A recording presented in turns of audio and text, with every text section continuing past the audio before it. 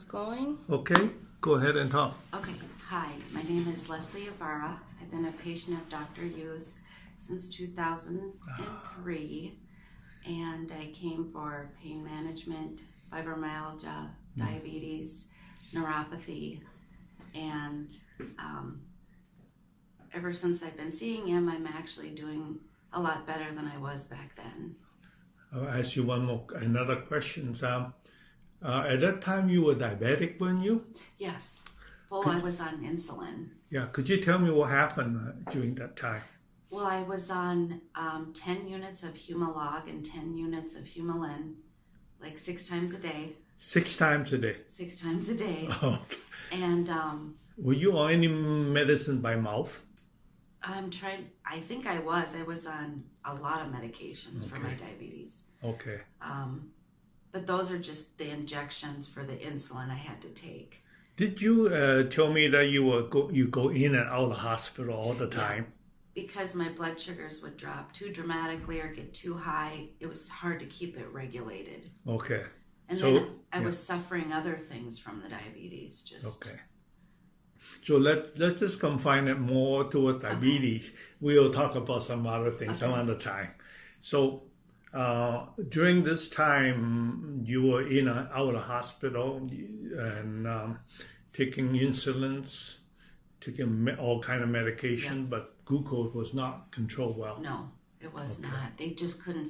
My units on my Humalog, and I tried many different diabetes medications, and they just couldn't find one to help me control that. And then I would get kidney infection. I mean, it just, my whole system was.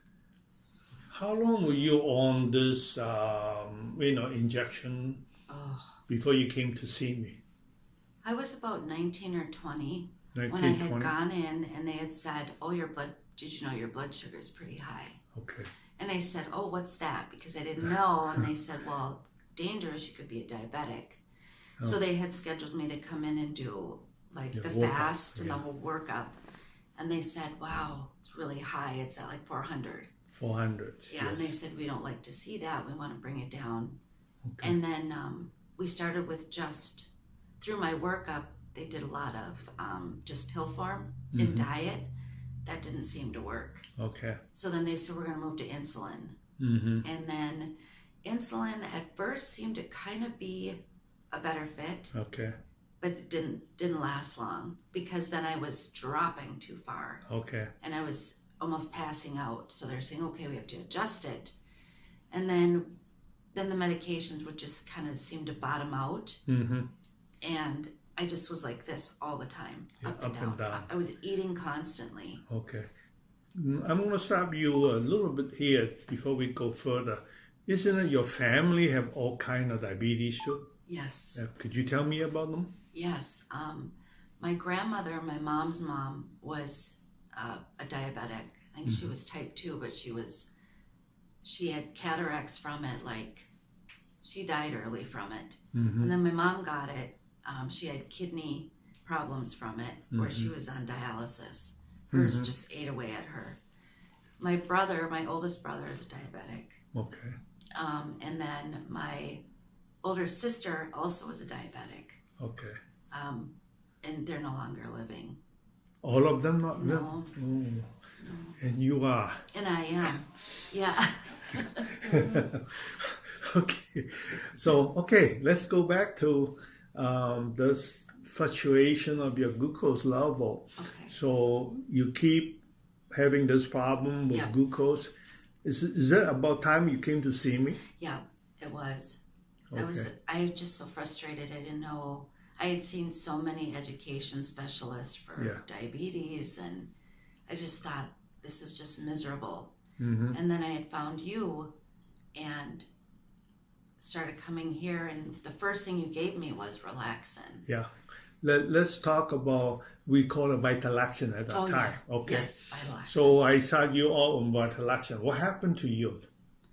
Well, first of all, it was unheard of that you could even help somebody not be a diabetic. I just didn't believe it because that's not what I was taught. I was taught you will always be a diabetic and always sick. but you can maintain or just kind of help with your symptoms. Yes. So when I started taking that, I noticed little changes, like just better circulation, and I didn't feel as shaky after meals. I felt like I was stabilizing a little bit better. Okay. My sugars weren't all over the place. So it's kind of sugar gets stabilized. It got more stable, most definitely. Okay, and then you, when did you start going off on the insulin? Well, I started noticing when I would take insulin while on the Vitalac, I would get really sick. Yeah. I would feel like it was too much. Okay. So I would go in and ask my doctor, what should I do? And they're like, well, we're going to lower it and just see if that helps. And it did. Okay. So the more I was on the Vitalax, and the more it worked against the insulin. So it got to the point that I kept going in and they kept lowering, and pretty soon You're off that. Yeah, even the doctors were like, well, I don't understand What's going on? Yeah. So then they wanted to try pill form. They'd Yes. say, let's take you off. Because then they thought, well, wait, you're not a type 2. Or they said, I think you're a type 1. They were really confused. So they said, we're going to go off it just for a short time. And the insulin and see how you do. And I've never been on it since. You've never been on it since? I never had to go back. Okay. Didn't you say that your glucose level and A1C had gone back to normal? Yep. Well, I don't remember the last time I had a low A1C. It's always, been around in the 6, 7s. And when I started taking the Vitalax, and I was still always going in for my every 6 months for my diabetes check. They checked my feet, my eyes, and my A1C. And I started to notice it was dropping. And even the doctor's like, oh, your A1C's lowered. That's great. So, and each time I would go in every 6 months, it would just drop a little bit more and a little bit more and a little bit more until one of them said one of the times I was in there, technically, you're not diabetic anymore. Yes. anymore. And he's like, I just don't understand Yes. why that is. Like they all had a really hard time, understanding why all of a sudden my A1C was Dropping. was once it hit 6, it went down quick. It was like 5.9, 5.8, 5.7. And then once it got around 5.6, it just kind of levels stayed. out. Yeah. Yeah. In fact, it stayed for the last 15 years. Yes, it did. Yeah. Okay. So let also explore a little bit. Remember, you're saying that all the doctor was, every time they seen you in the office, they said, "Oh, you cannot. Yes. You have to go to the hospital." Yeah. Tell me about that. Well, just in general, they were always wanting to know what I was doing differently. Yes. Because my hospital, kidney infections, all the things that I would get just from being a diabetic were going away. And so they said, oh, you can't do this. You're diabetic. You have to have something. But they didn't get it that their medicine was making me sick. Yes. And they would push it still, even small doses. And I would say, I'm going to get sick because I don't need it anymore. And I just don't think they could grasp that. Okay. And then even I remember an office visit. I was feeling a little hypo, and they took my blood sugar, and they said we should try a little insulin. And they did, and I got just absolutely sick. Yes. So they had seen from their own eyes that I did respond to it in a way that wasn't healthy anymore. Yes. And finally, one of the diabetic educators said, I think one even said, I think she got misdiagnosed. Misdiagnosed for 10 years, since 19 years old? Because they just didn't understand how. Yeah. And then they wanted to know, what was I doing so different? And I said, well, obviously the Vitalaxin, but whole diet change. I really kind of did a lifestyle change with it. You change eating habit. Everything, yeah. That's very important for diabetes. But yes. Yeah, anyway, okay. Remember, you also told me that you finally seen a diabetic specialist after seeing many of them. Yeah. And what did he tell you? Well, he was very interested in just my whole history. Yes. To go from where I was, because he was looking at all the medicines I had been through, hospital stays and A1C levels, and then to see me at present, all my blood work, he just kind of would sit there and scratch his head a little, and his final answer was, whatever you're doing is working. Stay with it. He's like, he did say they are noticing with studies that you can never be a diabetic free, but you can reverse that. Right.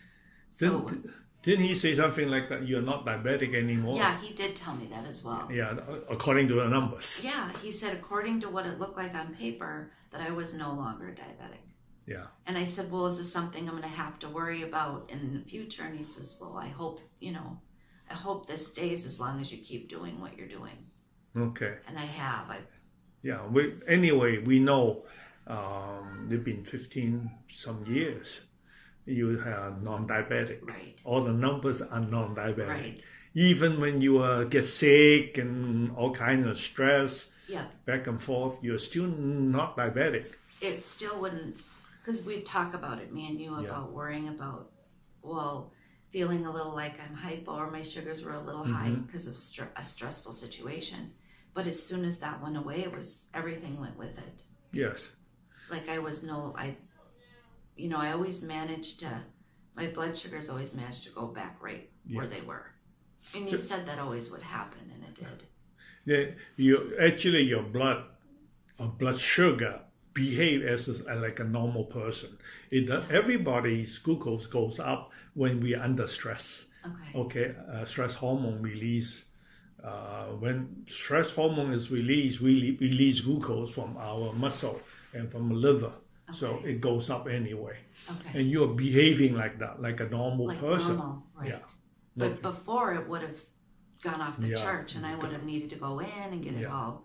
They give you all kind of injection to bring it down, and then it's too low. Exactly. Yeah. But I haven't had that. My body would just figure it out. Yeah. So that's very good. Yeah. Okay. So tell me any more about what's happening during all this time, 10 years or 15 years or more, when we see each other. You come to see me at 2003. Yep. Okay. And I know that I document your A1C for the last 12, 14 years. Yeah. And it's still normal. Yeah. I just kept doing everything that you told me to do in the beginning, taking the Vitalaxin and watching what I ate and just taking better care of. And there were times where my, just being kind of sickly from the diabetes and having all the things we've talked about I deal with, always kind of put my diabetes, like, I was always worried about it, either coming back full force or, but it never has. It would get out of line a little bit because of my circumstances get better, but I've gotten healthier since this whole thing. I mean, I have feeling in my feet and hands again. I had tremendous pain from, just what the diabetes was doing. And throughout these years, as you get a little older and you worry, oh no, I don't want that to come back. But so far it's just... That problem you describe is called neuropathy. Okay, diabetic neuropathy. You don't have feelings on your hands and your feet anymore. And that's one of the major problems for diabetic foot. Outside of the foot, then you require amputations and all that. That's one of the reasons for that. Tell me more about other area of, happen to you. I mean, we know that you still get sick sometimes. Yeah. You still get flu, seasonal problems and all that.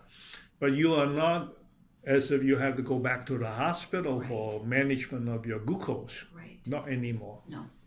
But you still get sick. We all get sick sometimes. I know just with being a diabetic, I think I was more apt to illness. Oh, what? I was just I got sick a lot more. Yeah. With just everything. My immune system was really suppressed. Yes. And I did notice I would up my Vitalaxin, or just, you would give me things that I would take to help build my immune system. Yes. Because if I got sick, that would put my sugars out of whack a little bit. And I didn't want that. So I just noticed in so many areas, not just, even with being a diabetic, other areas I was having seizures. Yeah. They didn't know why. Yes. There was just a lot of things. I would get, I forgot what they called it, but I would get blood that would pool in the back of my retina. Oh, floater? Yep. Okay, they call them, yeah. They said it was in part to the diabetes. That, but I actually had a surgery somewhat scheduled right before we started on the Vitalax, and I remember we On the eyes?